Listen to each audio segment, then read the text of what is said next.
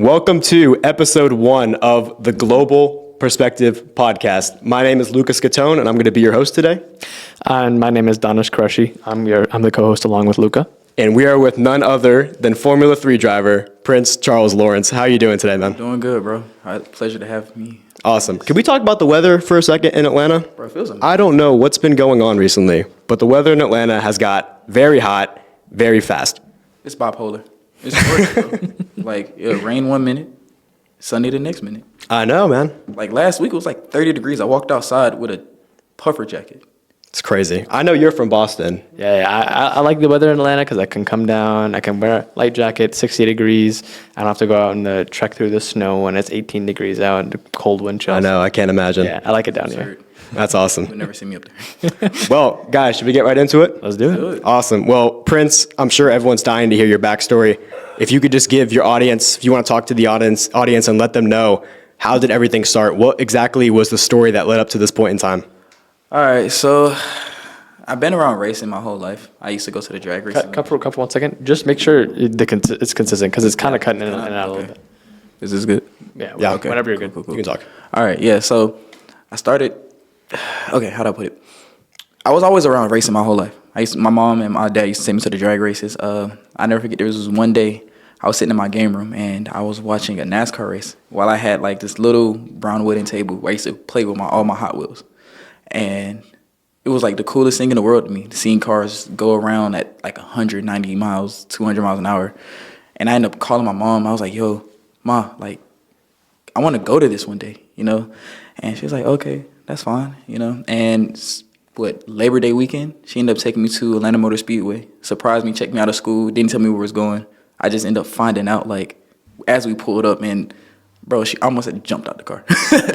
Like, I was that excited. And the atmosphere was amazing out there. You know what I mean? Everybody was welcoming. You always had fun. The cars was loud. Like, as a 6-year-old hearing 900 horsepower cars for 3 hours, it basically blows your eardrums. Right. You know? My favorite driver at the time was Casey Kane. He drove like a number 9 Dodge. And it was so crazy because everybody around there, if you watch NASCAR, they was going for like either Dale Jr. or Jimmy Johnson. And for some reason, my energy was so out of the box, I had everybody in my section cheering for my driver. Wow. Right. And so he ended up winning that race. And of course, as a fan, it was like the best feeling in the world. He ended up doing a burnout right in front of where I sat. And at that moment, I was hooked. And on the way home, I was like, Ma, I want to be a race car driver. Like, a lot of parents were like, oh, no, that's crazy. Like, you're going to figure out what you want to do when you go there. That's just a phase. She was just like, okay, let's do it. Like, just straight face. And, 2 months later, she didn't put me in a go-kart. And it just kind of spiraled out from there. She ended up buying me the bigger racing go-karts. It was called a Tag Senior. It was a Praga. At like almost my 15th birthday at Atlanta Motorsports Park. And I used to race up there because she actually, a few years prior, she ended up taking me to karting class. And I ended up getting trained, mentored for like 2 days. It was like super fun. And as we was like walking up there, I thought, it was like we finna go to the rental carts, do something like that. And they had like a whole line of carts lined up, brand new carts. I'm like, these are dope. Like I was telling her like, this is what I want to race. And she looked at me, she was like, happy birthday. Brand new cart right there. Wow. Oh. Right. Suited up, everything, had my helmet. Wow. Ended up putting me on the track that day. It was honestly probably one of the best days of my life. Ended up competing in a few races. And by age 16, I actually went to Berto Roos Racing School. Ended up getting my SCCA racing license at 16 years old. Wow. Yeah. That's I was actually the youngest person out there. Like the closest person to me was 21. Right. And actually the guy I actually met, his dad owned a McLaren dealership in Pennsylvania. So he ended up racing like endurance cars, the GT cars. But we had training all week. The last day was 3 races. During the race, I ended up polling twice and qualified second the third time. The first race, I ended up winning. They actually said I didn't win. I actually have the clip. And so that race, me and the guy, we was like 9 seconds ahead of everybody. Like we just, as soon as the green flag dropped, we bolted against everybody. Battling the whole race. And I remember it was like the last final turn because it was like a banking corner. And there was a part in the grass where, I mean, not the grass, in the track where it's like if you hit it, the car, it could turn in a little bit more, you get a little more speed. The last lap, there was a car in front of us. And I ended up getting the draft and coming around him at the last corner. I ended up winning, and they was like, "Nah, you didn't win." So where my mom was sitting, she was in the tower, and she was like, "Nah, he won." She had the video proof and everything. So they was like, "Oh, well, the first race doesn't count. It's the second race." Okay, cool. Second race came in, I won by like 2 seconds. It was like, wow. You know, you might try to take it from me the first time, but it's not gonna happen the second time. Right. So fast forward, I was actually supposed to race with Hill Speed in Europe, Britain, British Formula 4. COVID hit, had sponsors and everything. They ended up pulling out. I was like, okay, cool. Ended up going to college and University of Arizona, joined the military, and I was like, you know what? Racing is my passion. I don't want to do anything else in my life. I can't see myself sitting in an office job. No offense, or trying to take anything for people to do office jobs, but that's just not me. You know, driving is my passion. Cars. It's not us either. Right, exactly. Like, I want to do more of my life, you know what I mean? Yeah. And if I set my goal out at 5 years old to be this, and it's the only thing I always dreamed of, so I'm gonna achieve it. Yeah. So, yeah. One question I have, and this is kind of for everyone out there who always says, you know, from a young age, oh, I want to be a race car driver. I want to be astronaut. I want to be whatever it is. Oftentimes we see that from a young age, but we end up getting pushed away from it from our parents, from our friends around us, saying, hey, no, this is too tough for you. This is, 0.1% of people do this. Mm-hmm. Saying you're a race car driver is something that we can all say every little kid thinks of at one point in time. Right, exactly. What inspired you to stick with that and say, hey, this is something that I can do, and to get that motivation and to keep going? So for me, it was a doubt. People always doubted me. And it was like, okay, you're saying that because you probably can't do it. You know what I mean? Not taking anything away from anybody, but this is my goal in life. If you can't tell me I'm going to do it, I'm the type of person to go prove to you that I can do it. Not to you, just you, but to myself as well. Because the way I see it, sky's the limit. You know what I mean? And a lot of people who wanted to be like, presidents or an astronaut or a NASA engineer or just something out the box. Like, I tell people, like, don't let the societal confines tell you what you can and can't do. You know what I mean? Because you could do so much. If you put your mind to it and you grind hard and you know this is what you want to do and you manifest it, who knows where life could take you? Who knows what you could do? Right. So that's why I choose to do this, Inspiring. Yeah, and I know you mentioned that your mom was a very pivotal figure in your life growing up. Yeah, for sure. A question I have written down actually is, did you ever have a mentor or someone to kind of teach you the ways before you actually knew the ways growing up in this, the sport of motorsport? Because it's so big, right? You have Formula 1 worldwide, Formula 2 is worldwide, Formula 3 is worldwide. So how exactly did you shape and structure your life around motorsport? Was it with a mentor? Was it by yourself? Was it just self-motivation? It was by myself and self-motivation, I would definitely say. I never really had a mentor. Like, I've had a few trainers. Like, when I was at Berto Roos, this guy named Gerhardt, like, older dude. I think he was, like, Austrian, but the coolest guy ever. He could drive. Like, I've seen him drive. Dog. He whooped my ass. At 65? At 65. Wow. Oh, my God. Yes. I didn't even know it was him. Like, I just saw a dude in a white helmet fly past me. Are you sure it wasn't my grandpa in a Vespa? Like, we was on that track, he just flies past me. And I'm like, who is this? And it's him. Wow. So I was like, he taught me some ways. I took down notes. For the short time I was there, I learned from him.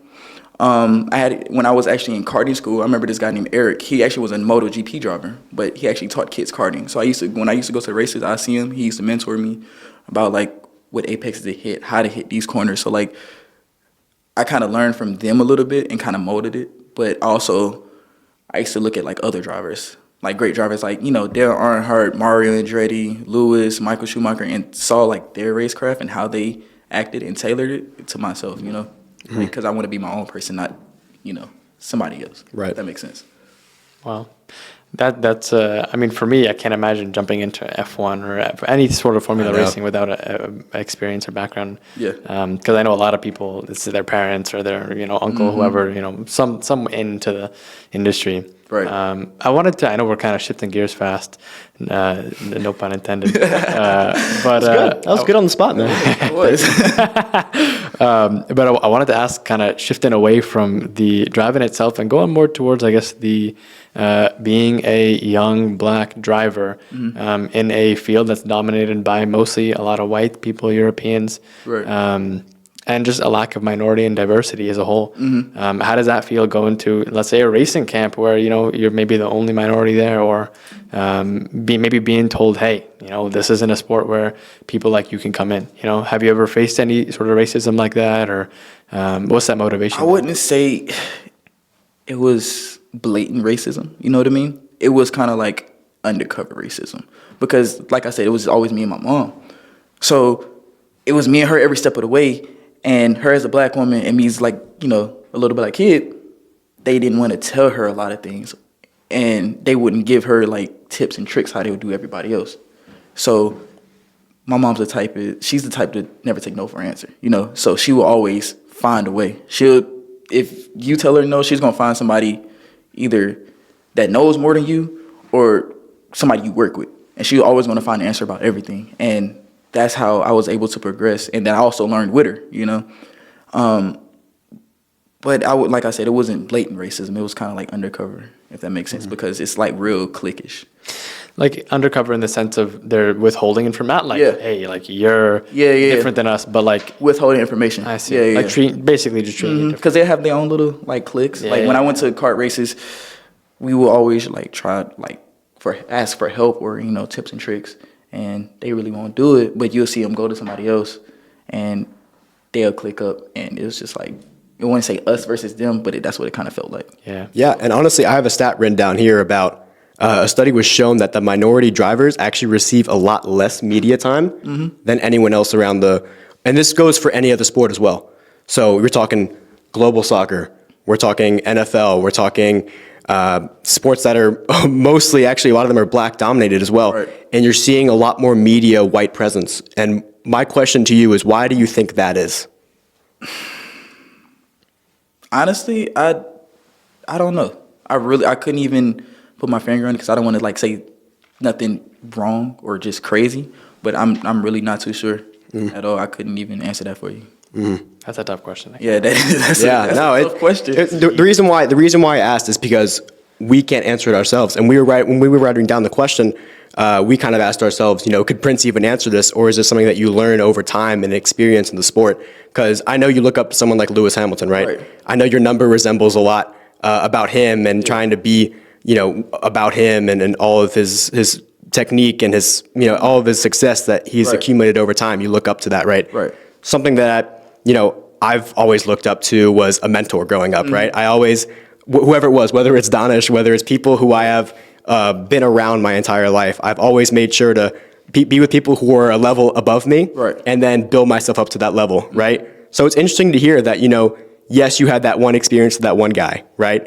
But you built it up yourself. You built up your success. You built up your passion, your motivation, your discipline, all by yourself. And that's a story that people can get behind. And I'm not sure if you guys actually know, but we just announced this recently. We have recently just partnered with Prince Racing. Officially, the contract got signed today. We're all super excited about that. But back to the podcast. So I did have a question down here. And this goes back to the whole diversity and inclusion, right? What do you think is the main barrier to entry? And let's say there's a kid behind this camera right now, right? There's a kid who is just worried he's a minority and he doesn't know whatever sport it may be, he doesn't know whether he can get into that sport because of his race, right? What would you tell a kid like that? Don't let that bother you. If you know this is something you want to do and it's your passion, do it. Because if you're great, can't nobody tell you you're not great. Like people are scared to be judged. Me, I don't really mind that because you can't please everybody. Everybody's always going to have an opinion on you.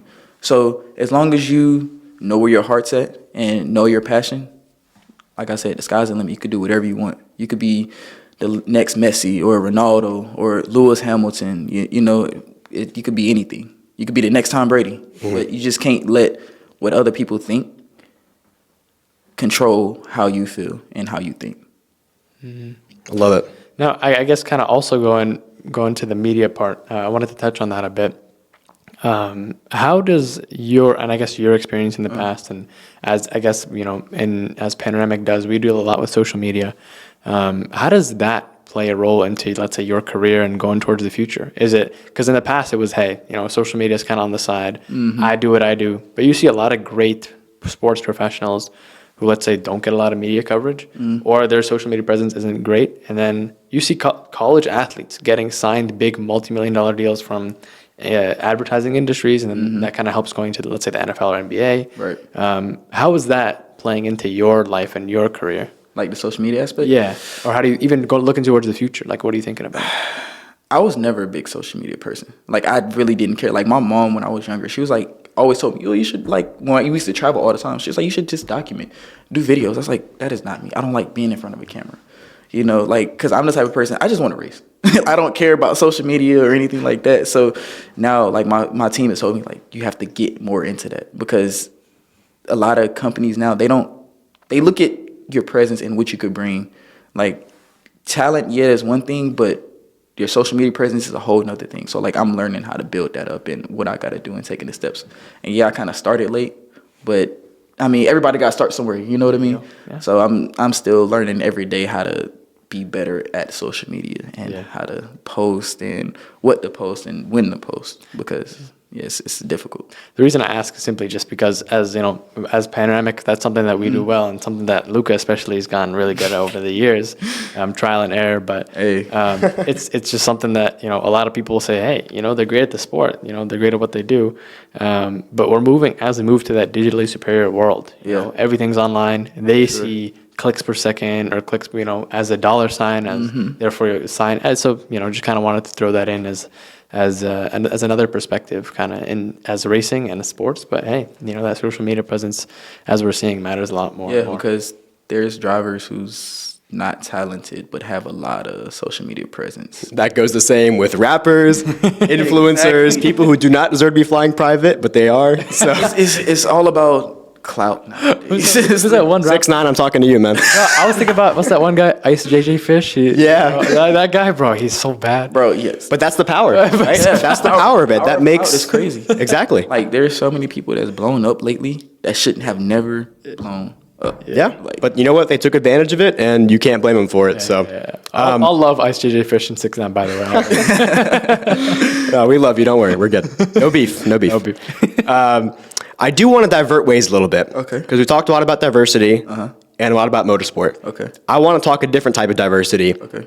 You're in the military. Yes. You live 2 lives. Yes. Many people don't know this about you. And me knowing you for a long time, I've known that you've obviously gone back and forth, and you've been shipped out to many different areas and stationed out in many different areas. How do you balance this life of, I want to be a race car driver, I want to be a Formula One driver, I want to excel every bit of motivation and discipline that I've ever looked for in my entire life and make it to the top with racing. And I want to serve my country because I care about my country. Right. How do you balance those two? And still, obviously, you have family time, you have a girlfriend, you have all these things in your life that you need to balance. Guys, I was trying not to spoil things, all right? The guy is single. All right. Trying to hide it behind a mask, but now you know. All right. So just keep it low. All right. But how do you balance that life? So the beauty about the military, I'm actually in the National Guard. So if you know about the military, the National Guard is like a 1 week in a month, 2 weekends, I think 2 weeks out the year. So like once a month, I'm just at my unit training, drilling or whatever. And then 2 weeks out the year, we're probably in last year, I was in Louisiana, Fort Polk, the worst place on earth. Never go there. There's nothing out there. What's wrong with that? Woods. Oh, it's just woods? Bro, have you ever been to Louisiana? No, never. Grant Cardone, it's okay. You want to go to the bayous? I know you're from there. Okay, that seems kind of lit. It Going is on like a hot. motorboat with like a shotgun. No, hell no. No? Fort Polk is terrible. What's There's up? nothing to do. What's that one closest thing movie? is- The Disney movie. It's what's it called? Princess and the Frog? Yeah. No, it's Yeah. nowhere near like that. No? We're 4 hours from New Orleans. Oh, wait. Okay. You're in the middle of nowhere. There's nothing to do.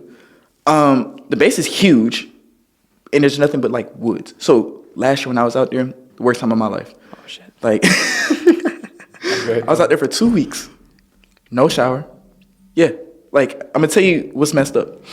So usually when you're traveling, like not traveling, but when you're out in the field for a long time, we have this thing called a rucksack, and it's a big bag that you use for like overnight trips, like if you're out for a week. We didn't take that. We took like a thing called an assault pack, and that's something you use for like a day or two. Yeah, we took that and used that for 2 weeks. None of us had extra change of clothes. I probably had like 2 pairs of socks. I had my boots, my gun, and that was it. That's how we lived for 2 weeks. Wow. Yeah, I didn't have a sleeping bag. I literally slept on the ground with my bag behind me, and that's how it was. You know, it seems more like Naked and Afraid than it does the military. That's what I'm starting to pick up now. Start vlogging. You know what's Exactly. Are there cameras around here? You know, I see 2 here. I mean, not gonna lie, we did some fun stuff. Like we did have fun, but it sucked. Yeah, but like, bro, but you're getting sweaty too. Like, you got to shower or like No, like when we got back, imagine 50 men in the barracks. They ain't showered in 2 weeks. Oh yeah, that's disgusting. We had to air both of them doors out. Bro, I have 3 brothers, and if a couple of us don't shower for a few days, bro, it gets bad like that. Let alone- I got 1, and I'm already fed up with them. It was so bad, like our medic got bit by a brown recluse. Oh Yeah. Whoa. Oh my gosh. Like, and his finger started like falling off. Yeah, it's like it one of was- those venomous. Yeah, it was spiders, bad. like yeah, right. But I mean, the way I balance it, it's actually, and they're actually kind of lenient. Like, if you have like a work priority, like let's say if I have a race, I communicate, tell them like I have a race. They'll actually excuse me for that. So I just probably have to make it up sometime, like during the week or something like that, or another time. I see. So it's just actually kind of cool. So like the National Guard, they actually kind of work with you when it comes to like things like that, because that's why I like the National Guard so much, because you can have your civilian life, but also your military life. So I still get like military benefits and everything, but I can still have my civilian job. I see. So it Do you think works both ways. Do you think a lot of your discipline goes both ways? Like, do you think you've learned a lot from the military and all those experiences you had, right? With For sure. those horrible experiences that we just talked about. Does that play into how you drive? Bro, it has to listen to what he just went through, bro. Yeah. Yeah, I will say that, because even in terrible situations in the military, I don't give up. Like, I've been outside and got rained on for like a day straight. Wow. Yeah, like thunderstorms type deal. Like, I've been flooded out of a foxhole before. If you know what a foxhole is, it's like we dig like a 6-inch hole for us to fit in and sleep in. One day it rained so bad that it came up. Like, okay, here's the story. It was like 5 a.m, and I'm sleeping on my back, and I feel like a few raindrops. I don't think I want to hear this. Oh, this. Let me see how bad it is. And it was like a few raindrops. I'm like, okay. I looked at my watch. It's like 5 o'clock. Okay, cool. Whatever. The rain's probably gonna pass. It's a little drizzle. No, the rain gets harder, and harder. It got to the point where it's like you have to learn to shut your brain off.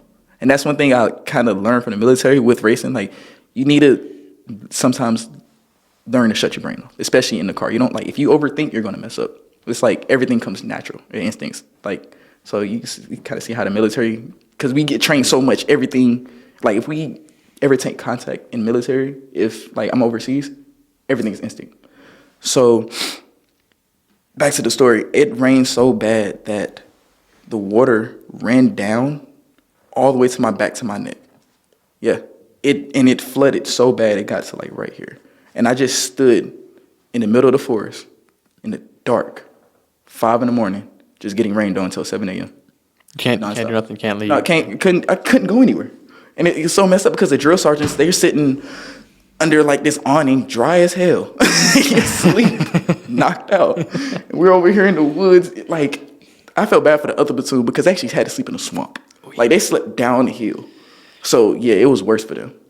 But yeah, it does play a part because you need to know when to respond to things and when to shut your brain off and when to react to certain things. So like, how do I put it? When you kind of relearn, when you're in the military, they break you down from your civilian life and build you all the way back up. So it does definitely play a part, 100%. I will say that. Wow. Well, at least you get some of the physical training, I'm sure, you know. Yeah, no, like I left at 180. I'm like 155 now. Oh, damn. Yeah, I was there for 6 months. Like in the military, if you go to basic training and you're fat, you're coming out skinny. Does that help? That helps in driving too? You're lighter? Yeah, like you know, Oh, yeah. because you know it's funny. Like when I was in Louisiana for that month, I ended up testing for a team like a week later. No, like 2 weeks later, right? And I was in Texas, and it was 104 degrees outside all day. I did not I broke a sweat, but I wasn't like heat exhausted. I didn't get heat exhaustion, none of that. I was like, okay, can we get back in the car? Like, let's go. You were showing them. He was like, what Yeah, like it was. I got out the car like nothing ever happened. wanted to get back in. So it does play a part because when you're out there, it's a lot of physical training. Yeah. Whether you know it or not. Like you could be walking for miles, still physical training, help your endurance. Wow. Like, so yeah. I did see Yeah, that David. You know who David Goggins is? Yeah. Yeah, I like that David Goggins. David Goggins. That was bro. He is He's military, right? Yeah, he was like Clearly. he was military. No, but he changed his whole life around, bro. Like he was a fat. He was overweight. Slob who didn't even know how to read. Bro went like trained his mind, became a Navy SEAL, and is like a multimillionaire and everything. Yeah. Bro. Like people who feel like you can't, like they're stuck in their situations, they just get comfortable. Yeah. You know what I mean? They don't want to change, Right. and fix their livelihood. Like, Yeah. Speaking of mindset and goals, I do want to get more back into the motorsport thing because I think everyone's really intrigued about this stuff. Okay. At least I am. I love this stuff. So grew up, Italian Ferrari fans, Forza Ferrari, they ain't won a championship since when? 2007. Ooh, That wasn't too long ago. It's 2024. That wasn't too long ago. Shit, that's a long time. That was a long time. That's a long time ago. All right, Cousin wasn't even born. let me sit in this pain and let's just continue.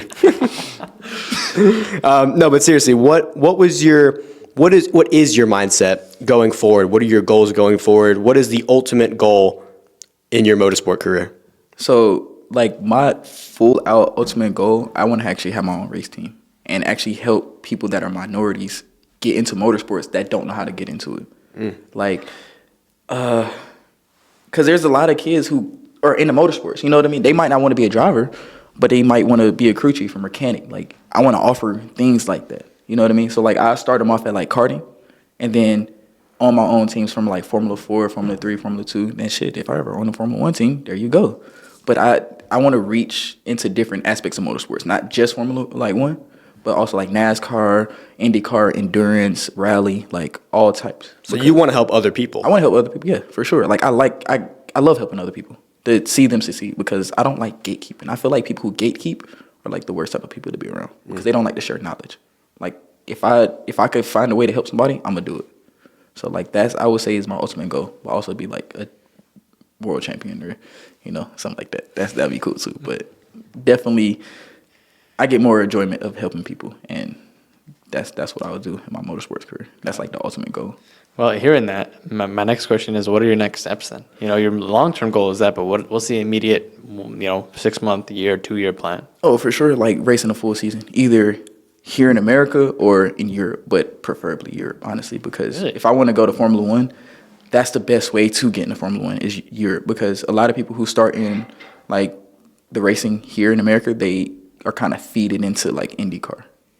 I see. Yeah, like IndyCar is cool, don't get me wrong, but if I had a choice, Formula 1, you know what I mean? Like, and on top of that, they actually race on Formula 1 circuits.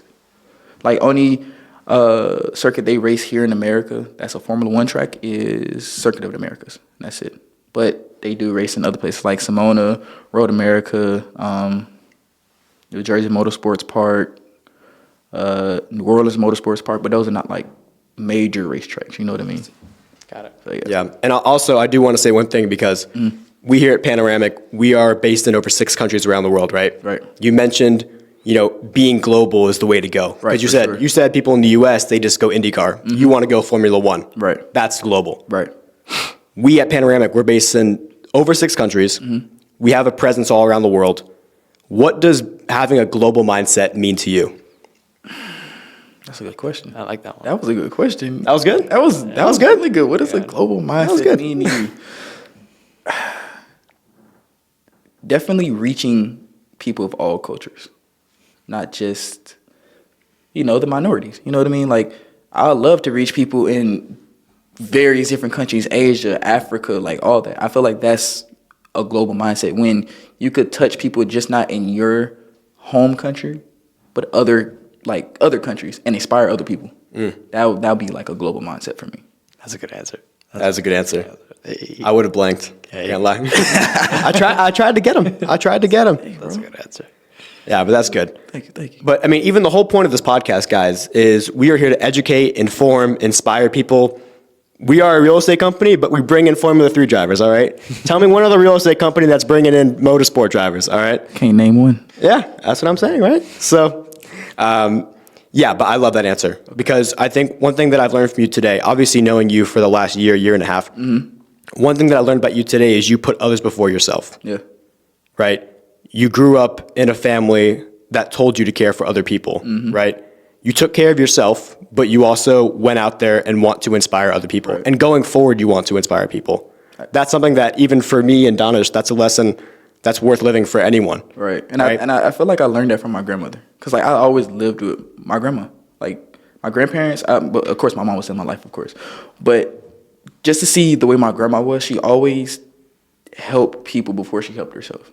Like sometimes she wouldn't even think about herself and just go out and help people, no matter what. And of course, that just rubbed off on me, just seeing how that happened. You know, like she was a God-fearing woman. She loved helping people no matter what. She always did community service, whatever she could do to help.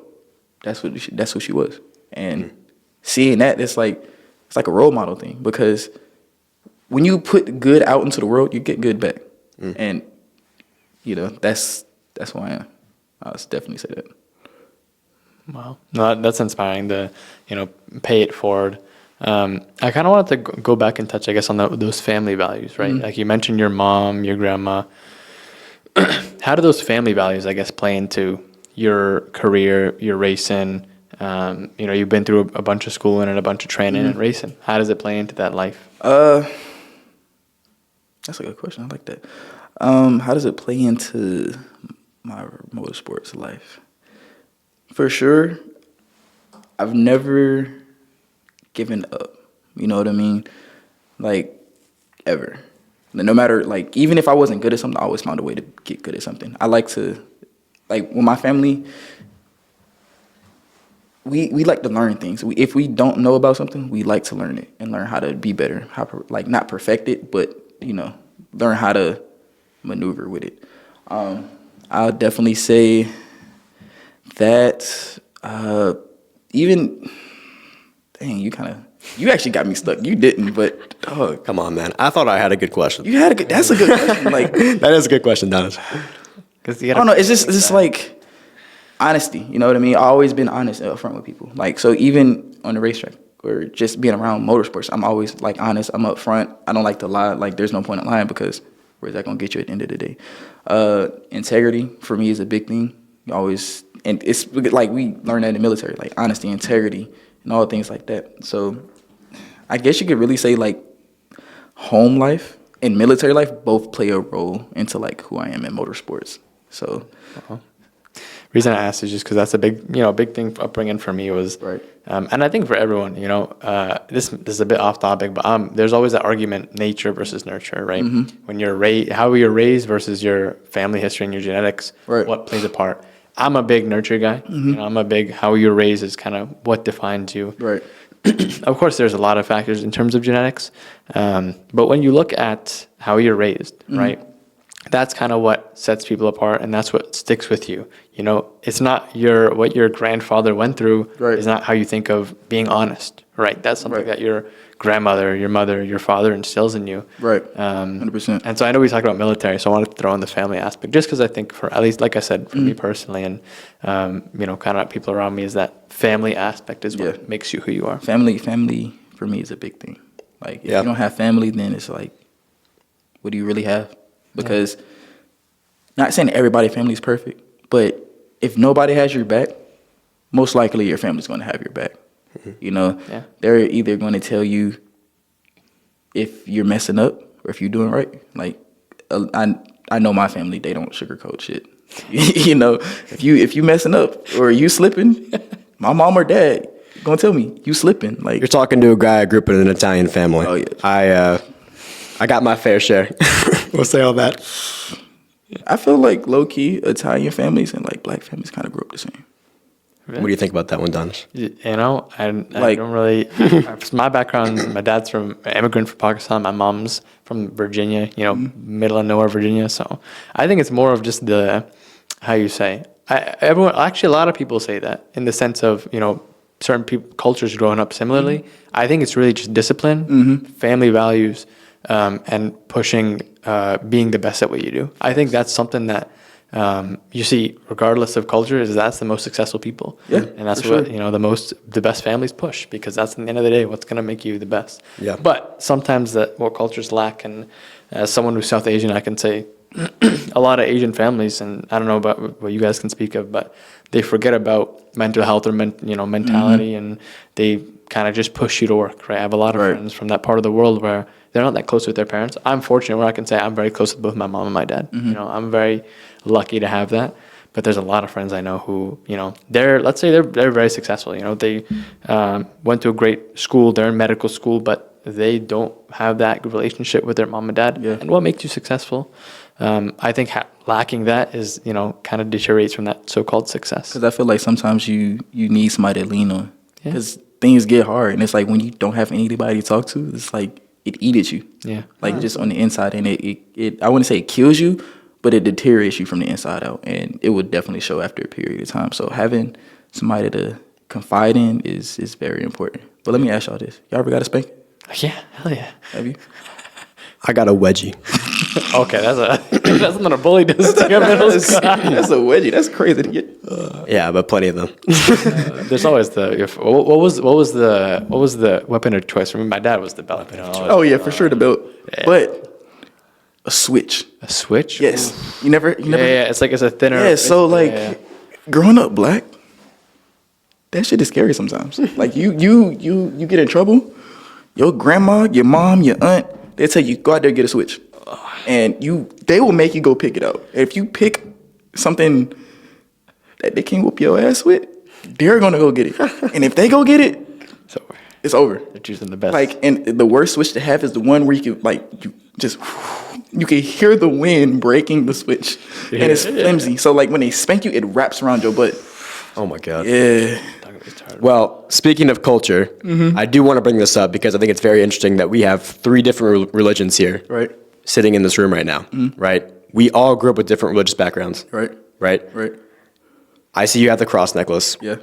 What does religion mean to you, and was it a pivotal part growing up for you? That's a good one. So, religion, it means a lot. I always keep God first. Like, I thank God every day I wake up for, like, what he's put me through and what he's brought me through and, like, what he's going to do for me in the future.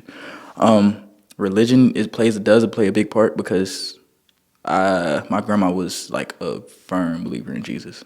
Like, I was born into, like, Catholic. Like, I was baptized as a Catholic, but then I was raised Baptist. So, like, have you ever seen like down south Baptist church? Yeah, like that's how I grew up.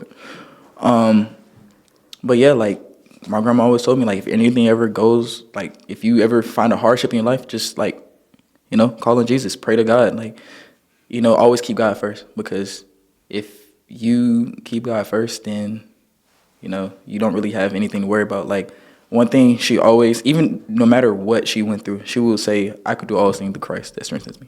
Like that was her number one saying. And I still keep that with me every day, because no matter what I go through, whether it's some hardship, whatever, like I always say that. It might not be out loud. I might say it in my head. I might say it to myself, but I always, like religion is pretty big for me. Yeah, and honestly, I get asked a lot, if there's a book recommendation for anything, what would it be?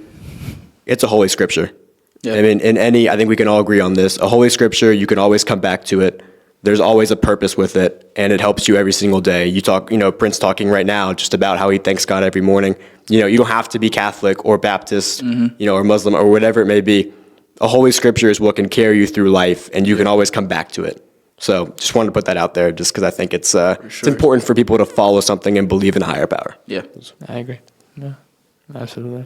And I think you also see a lot of parallels too. Yeah. Like especially my mom grew up Christian. My mom grew up in the Bible Belt. Yeah. She ended up converting because my dad, my dad came as an immigrant. That's how they met. But it's the sentiment of the stories are very similar, and a lot of the teachings of religious tolerance and love thy neighbor and family first and God first is Right. is really what makes it in the end of the day. So, because if you really think about it, like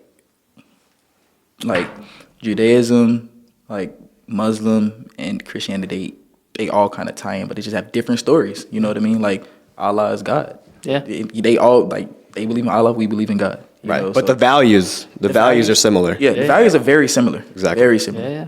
Like I actually because I'm a big history buff. Like so I like learning about like ethnicities or like different religions. Like that's especially if I'm gonna travel the world. Like I want to learn about all that because that's like the coolest thing. Because not everybody gets experience to like different ethnicities or because that's dope. I like trying food. Like I like to eat. So Well, speaking of cultural routines and all that kind of stuff, Okay. I do want to know your cultural routine when it comes to in the dressing room getting ready for a race. What does a day in the life of Prince Charles Lawrence look like on race day? What time we waking up? Is it 10 a.m.? We waking up at 5 a.m.? What does it So look like? I'm gonna be honest. Like before a race, I cannot sleep. Like I probably won't go to bed till like 11, 12 o'clock at night. Yeah. Like I will be up. I'll be in bed, but I won't be asleep because the way I think, I overthink a lot of things. So like I just be like, okay, like don't mess up. Just do what you got to do. Everything's gonna come to you. Don't mess up. So I say I wake up around 6, stretch for a little bit, get all the jitters out. Maybe some breakfast. It could be a bowl of cereal, but I do like to make some eggs, pancakes, nothing too crazy. Is it the Carlos Sainz pancake recipe? I might try that. Have you seen the Carlos Sainz pancake recipe? Bro, it actually looks. Let me know if you guys have tried the Carlos Sainz pancake recipe. Yeah. I've heard it's really good. They're nice and fluffy pancakes, but he doesn't like any sort of syrup on top, which I think is a bit offensive. But That is very offensive. kinda No need it. butter is crazy. Like no butter. he likes nothing on top. You need a Yeah, butter between and then Yes, on top, butter every melt. layer of Yeah. each pancake. I like fruit. I do fruit on top, can make maybe it like some strawberries, and then some syrup on top of I that. like You healthy need stuff. that. You Yeah, need I mean, that butter though. Yeah, You need like, I you mean, need the butter. syrup's not You healthy. need- Yeah. You putting syrup on fruit. Like, It's it's like balancing it out. It's like healthy, and then you put the syrup and it just goes back. So you know what I mean? Yeah, exactly. I mean, what day of the week we talking though? Like, what do you mean? What day of the week? Are we talking a Saturday? Because Saturday we're going straight syrup, no fruit. I see what you're saying. Oh, I see. Like, depending on day of the week, depending on what you put in your pancakes. Exactly. Yeah, I see. If I got work to do, man, I'm not doing the syrup. Fruit, I save it for like a yogurt Yeah, fruit, like even a granola fruit. I feel that because like even for race day, sometimes I don't even do pancakes. I might just have like a bowl of fruit. Like there was one time me and my mom was late to the track. I had how like at the hotel you have like a waffle maker. Yeah. I was eating a waffle with nothing on it, with fruit, and I probably have a yogurt, bottle of water. Like I don't like nothing too heavy. So You know what's crazy? I hear a lot of Formula One drivers talk about their pre-race meal, and a lot of them actually mention carbohydrates because it gives you a quick spurt of energy. Yeah. But from my personal experience, whenever I eat pasta, because I come from an Italian family, Yeah, I get if you tired. guys did not know, I haven't told you guys a million times. But I come from a family where we have pasta pretty much every night. yeah, Even if it's chicken parm night, there's a pasta on the side, man. Right. There's something, right? right. I usually find myself getting brain fog after I have a bit of pasta. I get sleepy. Yeah. I get super sleepy. So for you, is it a carbohydrates before a race, or is it? I really What's have the- like natural sugar, so like fruit. You know what I mean? Like I probably have like a waffle or a pancake, but like I don't want nothing too sweet. Where like it's weird because like my stomach is weird. If I have syrup in the morning, my stomach hurts. It's weird. So yeah, Is it because of the milk or is it just? no, it's just I don't know. Like sometimes when I used to go to school and I had syrup with my pancakes in the morning, my stomach would hurt. Oh, the syrup. Oh, The no. syrup, Oh, I thought yeah, the the syrup. Oh, okay. So it just depends. So I like I said, natural sugars. I probably have like an assortment of fruit, like a fruit bowl, and I'll be good because I don't need nothing too heavy, especially being in the car. Like I'm a big blackberry guy. Just pop them in. Yeah. They're so Well, good. I know for a fact, and I saw stats from the Singapore Grand Prix. Actually, I had it written down here. The average driver lost 8 pounds that's of crazy. weight Yeah. in the Singapore Grand Prix Wait, this what do you past mean? season. What do you mean? like 8 pounds of weight. because of the G forces that you're going through and all the sweat that you're enduring. I see. You're Wow. losing that weight. Like Wow. yeah, even me not even being in Formula One yet, but just being in the car. Like I remember when I'm gonna say how much it wears on your body. When I was in Jersey, Monday through Friday, we raced every day, 8 to 5, right? And when we drove from Jersey back to Georgia, I slept the whole ride. How long is that? It's probably like 15 hours? Yeah, I slept 15 hours straight. Only time I got up, I don't even think I went up to got up to go to the bathroom. Like, I was that tired. Wow. Like, I think I got up in, like, South Carolina. You at least like laid the seats back so you could like, or like. No, they had it, sleep on the like, back? we rented an RV. Oh, okay. Like, one of those, like, small rental RVs. Like, I sleep ended up in the sleeping. RV? Yeah, I slept in the bed. I slept in. They let me sleep in the bed. I mean, I was racing. Oh, Well, Formula One drivers actually experience more G-forces than fighter jet pilots. Yeah. Wait, really? crazy. Yeah. So you know those planes that go up, down, sideways, here and there. I mean, you got guys like Prince. I mean, I'm not saying Formula 3, but when you get to Formula 2 and Formula 1, you're carrying 5, 6, even 7 Gs into a corner. You know, it's crazy. Even in karts, like the fast karts, the racing cars, like the shifter karts, you experiencing like 3 to 4 Gs. Yeah. Like, because you're so close to the ground, Wow. you have no seatbelt. So, and the cart has no suspension. So you hit a bump, you feel everything. Like, you're probably not even a foot off the ground doing 80 miles an hour. Shit.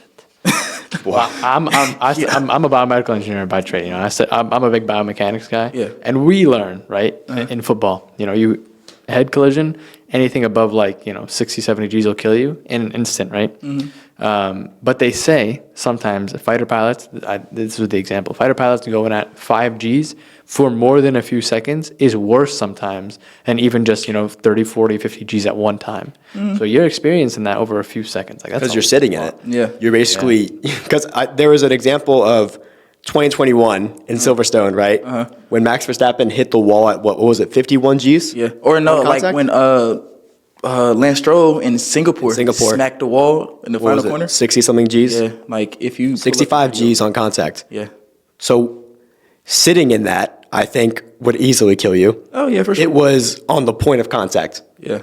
That was 65 Gs. Was he doing like, what, 160 out the final corner? Something like that? Wow. Lost the back end, smacked the wall almost like head on. Like, yeah. He died. No, he's alive. Is he racing still? Yeah, he was a race. Shit, man. Yeah, like. That's scary. I saw a video online. What was it? It was like I think it was a racer's like birthday or something, right? And the coach tries to like shove his head into the cake. Oh, Carlos Sainz. That was Carlos Sainz. Was it? Yeah, I saw that. What happened? It was the Ferrari, Frederick Vasseur. Carlos Sainz was blowing out his birthday candles, and he tries to get his neck and push it into the cake, and his neck just didn't move. Bro, He's like, like, have you don't even seen- test an F1 driver. Have you seen like their neck routines? Like, they will have like a thing over their head, and it'll pull their neck, so they gotta like do a lot of neck workouts. Wow. Like Because 45 if you look at some videos where like they have put normal people in a Formula One car, when they brake, the brakes are so strong, like their head is just like drop forward, and they can't even like bring their head up. Oh, wow. So imagine doing that for hours on end. Damn. Like, a normal person couldn't even keep their head up in the braking zone, and we're Crazy. doing that. Well, Yeah. I did want to mention one problem with motorsport. What? And a problem that I have seen over the years and I've experienced, even knowing you for a while now, is it is a very expensive sport, if not the most expensive sport on the planet today. Yes.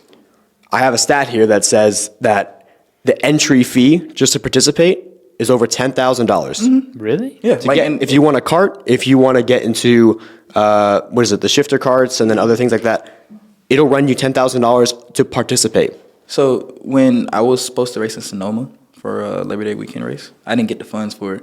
But for that weekend, they wanted $15,000.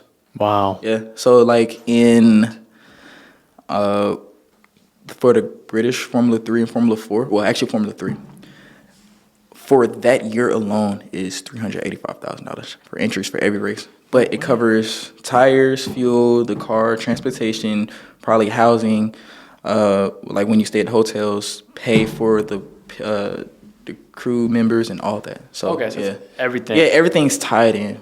So Right. That's a lot. That's anybody want to, chip in, please That's do. why we're here, guys. Don't worry about it. Yeah, for sure. We're here for a reason. No, but I find it very interesting because I had a question I was going to ask you about that. And what we talked about just now might change your answer about that. Okay. But I was going to ask you a question about what, if you were to change one thing in Formula One or in all motorsport or in any sport, Okay. right? Let's just stick with motorsport for now. If you were to change one thing in motorsport, Yeah. what would you change? What you think? What do I'm asking the question. price entry is my guess. Yeah. The price. Bump Yeah, that shit the down. Like, I agree. Shit need to come down. Yeah. Yeah. A lot. Like, dog, like they say, it's a rich man's it's hobby. Like, you remember the guy I told you I raced with that was 21 and his dad owned a McLaren dealership? So he was from Britain. And like I said, his dad owned a McLaren dealership. Bro pulled up in a brand new Range Rover. He had a McLaren P1 GTR in his garage. I don't know what that means. Like, it's a pretty expensive car. yeah. Like, he showed me pictures. Like, he dailied a McLaren S650. Like, Yeah. it's a rich man's game, bro. Right. Like, and a lot of people in motorsports, they either know somebody that knows somebody, or your parents came from money. You know what I mean? I see. Like, and Or you get funding. or you get funding. Like, right? You Funding's some a happen to hard be the right option. person. That's Yeah. not an easy option, though. No, it's not. Like, it is harder to just go out and find people who want to fund you versus knowing somebody. Like, oh yeah, my dad got a business, but he knows, let's say, I don't know, Rick Hendrick. And y'all know who Rick Hendrick is. Like, he owns he owns, or like Roger Penske. Like, these are major people in motorsports. Like, imagine knowing them, you're basically set. So are you saying that your network in motorsport is what's Networking eventually is- going to take you to the next level? Yes, networking is key. Like, you don't have to be a good driver. Like, I'm not talking bad about nobody. Don't think I am. But you don't have to be a good driver. But as long as you got money, you're good. Like, you could be the next Lewis or Michael Schumacher. But if you don't have the money to back it up, you're not going anywhere. That's a And crazy, it. yeah. Yeah. And that's just what it is. And it sucks. But if I had to change one thing, price. 'Cause Yeah, one thing I will say, and actually I was having a conversation with some friends literally a few weeks ago, is we were talking about tennis, right? And where we're from, tennis, you know, you got to go to a country club, you got to wear all white, you Right. got to, you know, get expensive-ass tennis equipment. And that's not even close to compared to, you know, racing. But the fact of the matter is when you look at a sport such as soccer, right? Or football, as most of the world calls it, you can get a sock and put tin foil inside of it, and that's your soccer ball. You know, that's what they grow up with. That's what they play with. you do that, bro? Yeah. Welcome to Brazil, buddy. They do that? I did not know Or that. they'll take like, you know, they'll get like, you know, all you need is, you don't even need a goal, bro. You just put up 2 sticks and that's a goal. Yeah, I seen that. So, you know, that's and you know, I guess in the older days basketball, they'd actually Like baseball too. Yeah, baseball. Like, people get sticks. Yeah. Like, have you seen people in like the DR?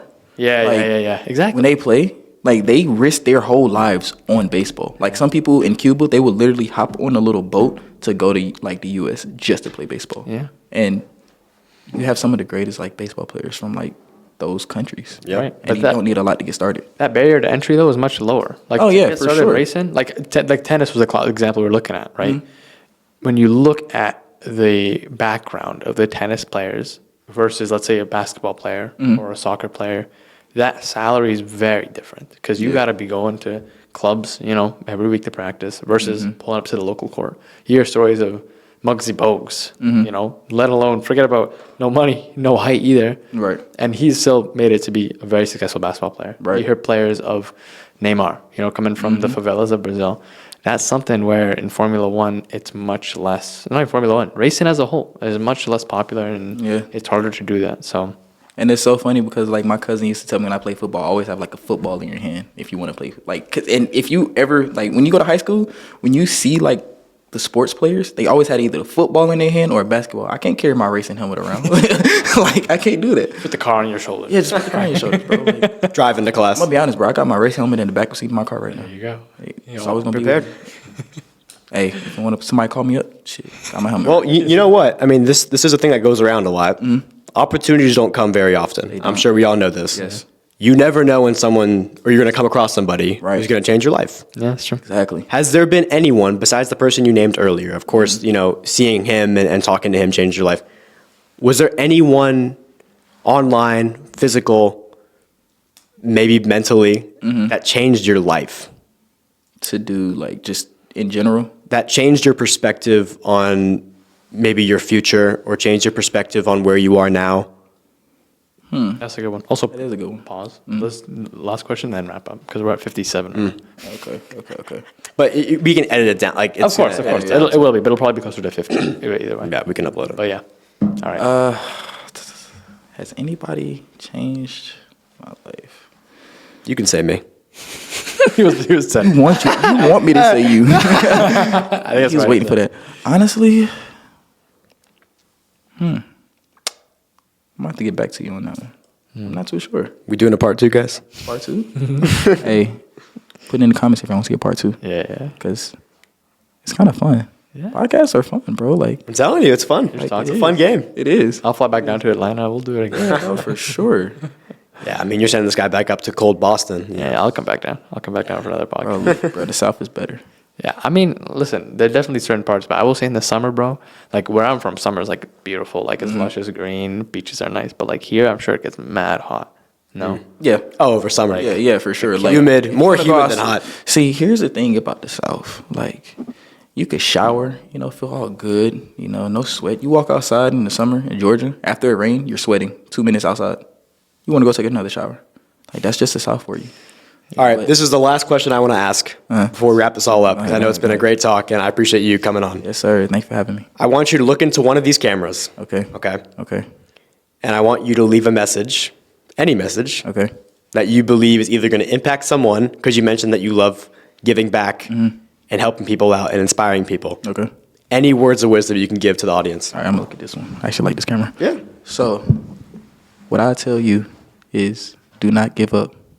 Don't listen to the naysayers, because there's always going to be naysayers. And the people who say you can't do it is probably the people who envy you and want to do what you do. So keep doing you. Keep striving for greater. Keep being the best that you can. Don't let nobody get in your way and tell you can't do it, because you could do it. Don't doubt yourself at all. Like, if I would have doubted myself, I don't think I would be in this position. Like, if I would have listened to everybody who said, oh, you're not going to be a race car driver, that's just a phase, you're not going to do it, it's too hard, you ain't got money for it, I wouldn't be in this situation. So don't let your circumstances now dictate your future. I'd definitely say that. I love that. Love that. Yeah, that's round of applause. Well, Prince, thank you sir. so much. Me and Donish are super thankful to have you on.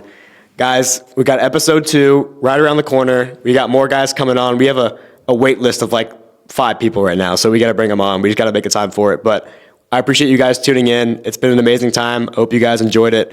Leave a comment down below if you guys want to see anything else in the future, any changes to the podcast. I'm sure we'll take any advice we could possibly get. We're still relatively new to the game. So yeah, we really appreciate you guys coming out, and we'll see you in the next one. Thank you for having me.